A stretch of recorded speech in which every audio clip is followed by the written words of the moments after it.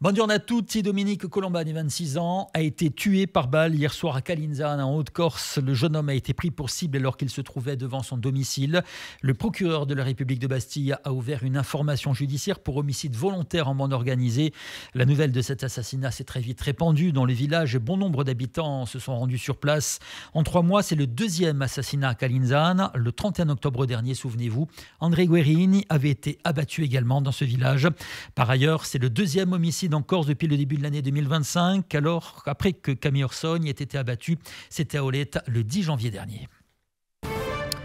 En justice, et ce lundi a commencé le procès en appel d'Antoine Pietri, un berger de 34 ans. Ce dernier est accusé d'avoir assassiné Patrick Julien le 4 novembre 2017 à Soch, en Corse du Sud, au cours d'un premier procès qui s'est déroulé à Ajaccio, où il avait été acquitté de ses faits. C'est donc libre qu'il s'est présenté ce lundi pour l'ouverture de son procès en appel devant la cour d'assises d'appel de Bastille. Antoine Pietri a toujours clamé son innocence dans cette affaire et avait même réalisé une grève de la faim lorsqu'il était emprisonné à Ajaccio pour dénoncer sa situation. Le verdict est attendu le 29 janvier prochain. Justice toujours, et selon nos confrères de France 3 Corse et Via Stella, Laurent Emanueli a été interpellé ce samedi sur la RT20, non loin d'Omès, en Haute-Corse, à l'occasion d'un contrôle routier. Ce dernier faisait pourtant l'objet d'un contrôle judiciaire lui interdisant de se rendre dans l'île. Âgé de 34 ans, Laurent Emanueli est considéré comme une figure du grand banditisme corse. Il avait été victime d'une tentative d'assassinat en 2019. Il a été placé en détention provisoire à la maison d'arrêt de Borg, ou dans l'attente que le juge des libertés et de la détention étudie son cas.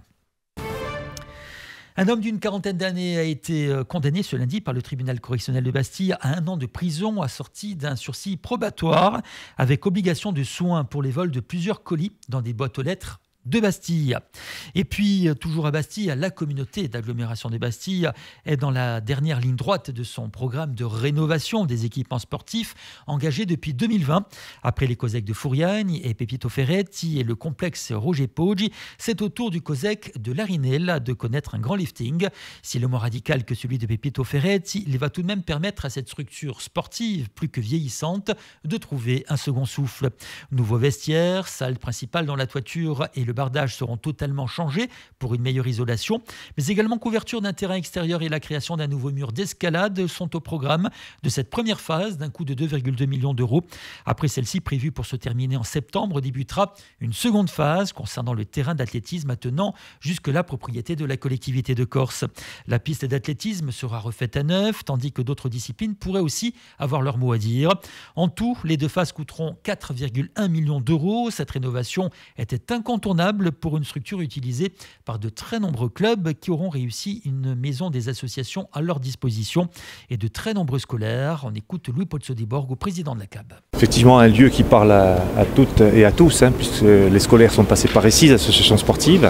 Et c'est vrai que c'est un projet aussi phare, puisque nous allons rénover ce lieu qui est ici au cœur des quartiers sud.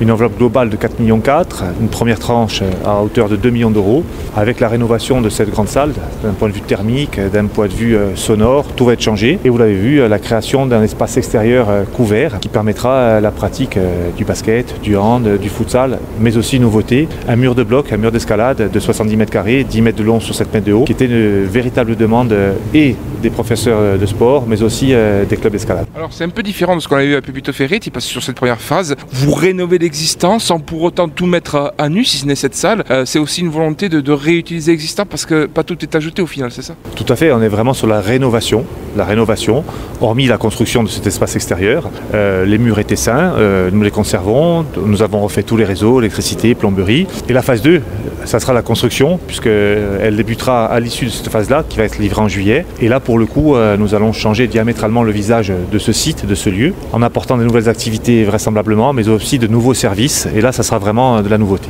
Bien écoutez, sans rien dévoiler, nous l'avons dit, la CAB se veut un territoire dynamique en matière de politique sportive, mais aussi un territoire qui se construit dans la concertation, dans le partage. Donc un large tour d'horizon a été fait. auprès des associations sportives, auprès de l'éducation nationale, auprès des utilisateurs.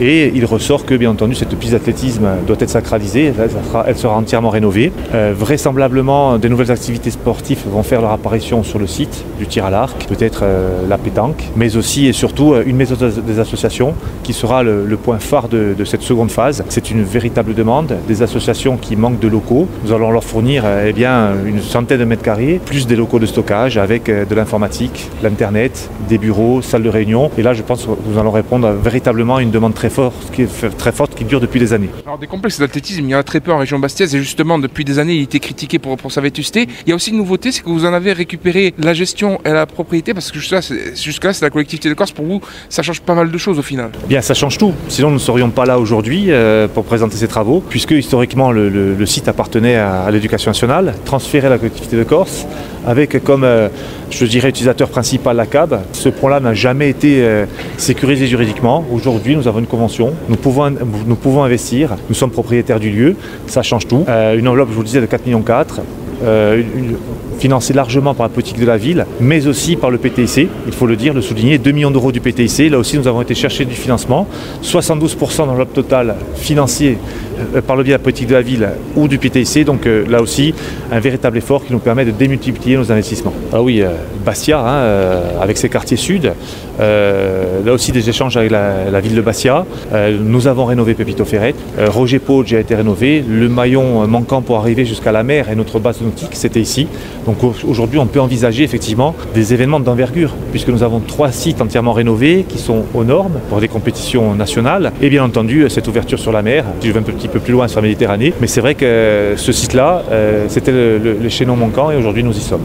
Alors en 2020, votre arrivée à la tête de la CAB, vous avez fait des sports et des installations sportives l'une de vos priorités parce que jusque-là, vous aviez trouvé selon vous une situation sinistrée. Aujourd'hui, est-ce qu'on est sur la fin de ce programme de rénovation? Alors dans une politique, quelle qu'elle soit, je pense qu'il faut partir d'un constat.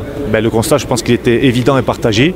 Vous l'avez dit, une politique sportive sinistrée de par ses infrastructures. Donc c'était plus qu'une évidence, c'était une obligation. La rénovation complète, parce que les Bastiais, les Bastiaises, mais les habitants de notre intercommunalité attendaient ça. Et c'est vrai qu'aujourd'hui, on peut être fier du résultat. La quasi-totalité des infrastructures ont été rénovées ou sont rénovées. Donc très sincèrement, je pense qu'aujourd'hui, la pratique sportive a été érigée effectivement tout en haut de notre échelle sur la CAB. Chaque utilisateur peut s'y retrouver et ça, c'est vraiment un luxe pour tout le monde. À la suite de la nomination le 23 décembre dernier de Laurent Marcangeli au poste de ministre de l'Action publique, son suppléant Xavier Lacombe le remplacera donc dans ses fonctions de député. Il a ainsi démissionné de ses fonctions de maire. Il demeure conseiller municipal de la commune de Péry et conseiller communautaire de la CAPA. Il renonce à son mandat de conseiller territorial et ne siégera donc plus à l'Assemblée de Corse. Ce lundi, le conseil municipal de la commune de Péry s'est réuni afin de procéder à l'élection du nouveau maire. Seul candidat, c'est Gustave Talarico, adjoint au maire engagé aux côtés de Xavier Lacombe depuis 2008, qui a été élu à l'unanimité. Né à Ajaccio en 1975, Gustave Talarico est passionné par l'agriculture, l'environnement et l'action culturelle. Air Corsica et l'association INSEM ont signé récemment un partenariat pour faciliter les démarches du vol retour des passagers ayant effectué un vol aller Corse-Continent en évacuation sanitaire. Air Corsica s'engage ainsi auprès d'INSEM à appliquer un tarif préférentiel représentant l'équivalent d'un demi-tarif résident sur le trajet retour Continent-Corse du passager. INSEM est en charge de la réception et de la validation des demandes des bénéficiaires sur attestation d'évacuation sanitaire et bulletin d'hospitalisation. Cette nouvelle procédure permet donc de faciliter les démarches pour les personnes hospitalisées et de leur éviter des avances de frais trop importantes dans l'attente d'un remboursement par la CPM et la mutuelle. Nous sommes le mardi 21 janvier 2025, jour de la Sainte Agnès. Le ciel est variable à très nuageux aujourd'hui en Haute-Corse, même si des pluies se produiront, elles seront rares néanmoins. Les éclaircies seront généreuses par endroits dans l'après-midi. En Corse du Sud et notamment dans la région ajaccienne, le Sartenay-Valinco et l'extrême sud, les nuages seront plus nombreux en revanche. Ces derniers donneront des averses localisées tout au long de la journée. Ces averses se poursuivront dans le courant de la nuit prochaine avant de se généraliser à l'ensemble de la Corse demain mercredi où le temps sera maussade sur l'ensemble de l'île. Le vent est faible et les températures de nouveau en légère hausse. 14 degrés pour Ajaccio, Bastia, Portietto, Bonivadio, Propia, 13 degrés à Calvi, l'Isola, 11 à Sartè, 8 au 10 à Corti, Cerioni, Pietral, Barugliano, 9 à Prunello di Fiumor, Boezzicao. Ce journal est terminé. Vous écoutez la Radio Corse Alta Frequenza. Je vous retrouve tout de suite pour votre agenda culturel.